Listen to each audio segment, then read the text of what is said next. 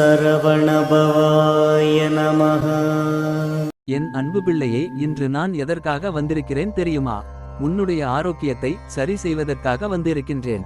உன் உடல் ஆரோக்கியத்தையும் மன ஆரோக்கியத்தையும் மேம்படுத்த வந்துள்ளேன். நீ நலமில்லாமல் இருப்பது கண்டு வந்துள்ளேன். நான் உன்னை குணப்படுத்துவேன் என்ற நம்பிக்கை உனக்கு இருந்தால் இந்த வாக்கை படித்து முடிக்கும்போது உன் உடலில் ஒரு உற்சாகம் தொற்றி இருப்பதை காண்பாய். நீ நலம் பெறுவாய்.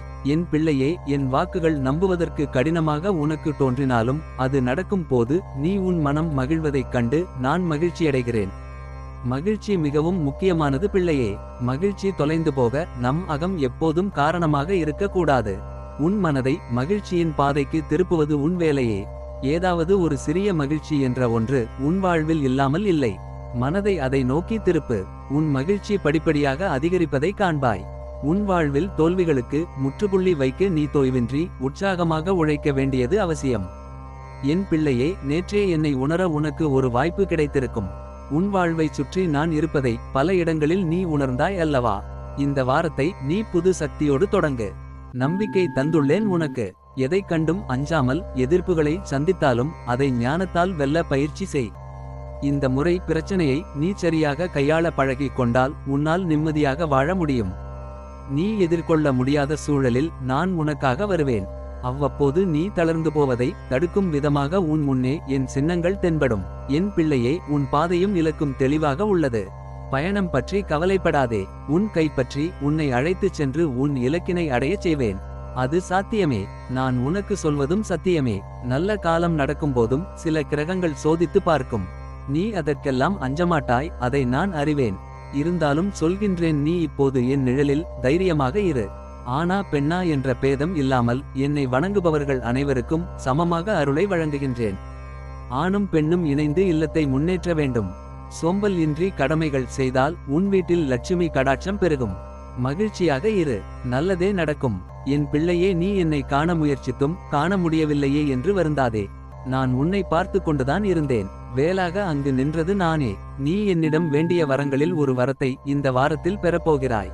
அதனை பெற எதிர்மறை எண்ணங்கள் இல்லாமல் நேர்மறை சிந்தனையோடு அதனை சிந்தனை செய்.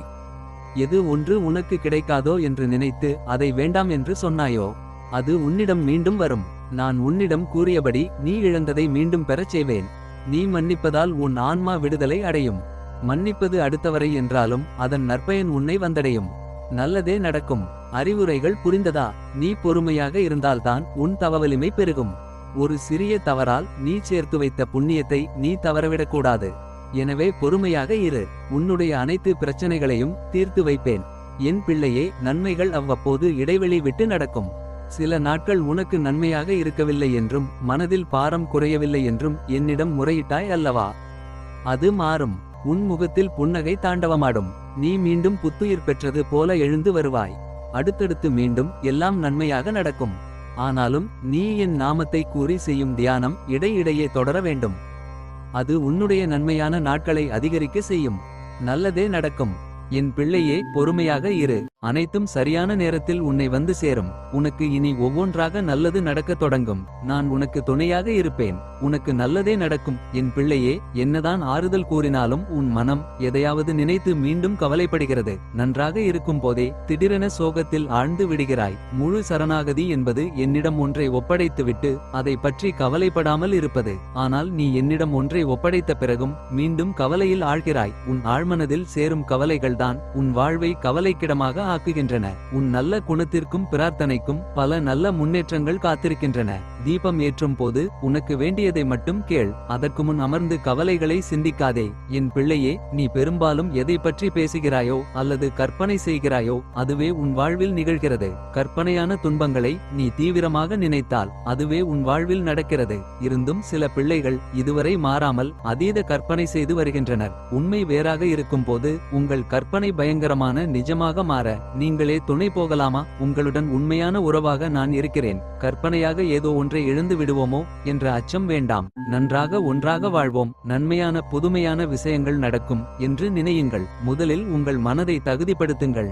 என் அன்பு பிள்ளையே, நிலையற்ற ஒரு வருமானத்தில் நடத்தக்கூடிய வாழ்க்கையில் உனக்கு இருக்கும் அச்சத்தால் ஒரு நிலையான வருமானமோ அல்லது கூடுதலான வருமானமோ கிடைத்தால் உனக்கு உதவியாக இருக்கும் என்று நினைத்து நீ சில முயற்சிகளை எடுக்கின்றாய். அது நிச்சயம் வெற்றியை தரும். நீ கேட்ட பணம் உன் கைகளில் வந்து சேரும். உன்னுடைய நேர்மறையான முயற்சிகள் நிச்சயம் வெற்றி தரும். நிறைவான செல்வம் பெற்று நீ வாழ நான் உன்னை ஆசீர்வதிக்கிறேன். இருளைக் கண்டு மிரளாதே. வாழ்க்கை என்றால் இன்பமும் துன்பமும் இணைந்ததுதான். இன்பத்தை மட்டுமே அனுபவித்தவனும் இல்லை, துன்பத்தை மட்டுமே அனுபவித்தவனும் இல்லை. கடினமான காலங்களில் நீ எதிர்கொள்ளும் அனைத்து பிரச்சனைகளும் உனக்கான வாழ்க்கை பாடத்தை கற்றுக் கொடுக்கவே வருகிறது என்பதை உணர்ந்தாலே போதும், மனம் சீராகும். என் அன்பு பிள்ளையே, அப்பா, நீ வந்த பிறகு என் வாழ்க்கையில் எண்ணத்தில் ஒரு நல்ல முன்னேற்றம், மனதில் ஒரு அமைதி வந்துவிட்டது.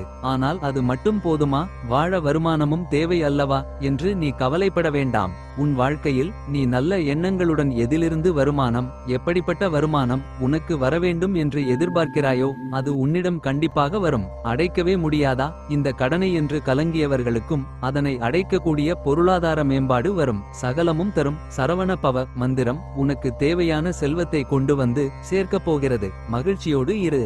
என் தங்கமே, உன் வாழ்வை நீ ஒப்படைத்து இருப்பது உன் முருகனிடம். நீ நினைத்து பார்க்காத நன்மைகள் நீ எதிர்பாராத நேரத்தில் உன் வாழ்வில் நடத்தி வைப்பேன். உனக்கான அழகான வாழ்வை நான் உனக்கு அளிப்பேன். அனைத்தையும் என்னிடம் விட்டுவிட்டு அமைதியாக உன் வேலையை பார், நான் பார்த்துக் கொள்கிறேன். என் அன்பு பிள்ளையே, யார் உன்னை வேண்டாம் என்று நினைத்தார்களோ அவர்களே வருந்துவார்கள். அந்த அளவுக்கு உன்னை உயர்வான இடத்தில் நான் வைப்பேன். உனக்கு யாரும் இல்லை என்று நினைத்து கொண்டு இருக்கிறார்கள். அவர்களிடம் நீ சொல், எனக்கு என் அப்பா முருகன் இருக்கிறார் என்று. நீ யார் என்று எனக்கு தெரியும். இனி உன்னை கஷ்டப்பட விடமாட்டேன். இனி எந்த கஷ்டம் வந்தாலும் அதிலிருந்து உன்னை காப்பாற்றுவேன். இனி என்றும் என் அருளும் பாதுகாப்பும் உனக்கு உண்டு. என் பிள்ளையே, நீ எப்போதும் சிரித்தே பழகு, எதையும் கடக்க பழகு. ஏனென்றால் கவலை உன்னை நெருங்காது. அமைதியாக சிந்தித்து பேசு, மனதில் குழப்பம் இருக்காது. எது நடந்தாலும் நன்மைக்கே என்று நினைத்துக்கொள். கவலை உனக்கு இல்லை, நான் உன்னுடன் இருக்கிறேன். மகிழ்ச்சியாக இரு. பிள்ளையே, மனம் மாறுதலுக்கு உட்பட்டது. அது சூழலுக்கு ஏற்ப சிந்திக்கும். ஆனால் ஞானம் எப்போதும் தெளிவான ஒரு சிந்தனையில் உன்னை வைத்திருக்கும். அமைதியான வாழ்க்கை உனக்கு கிடைப்பதில் தடையாக உன் மனமே உள்ளது.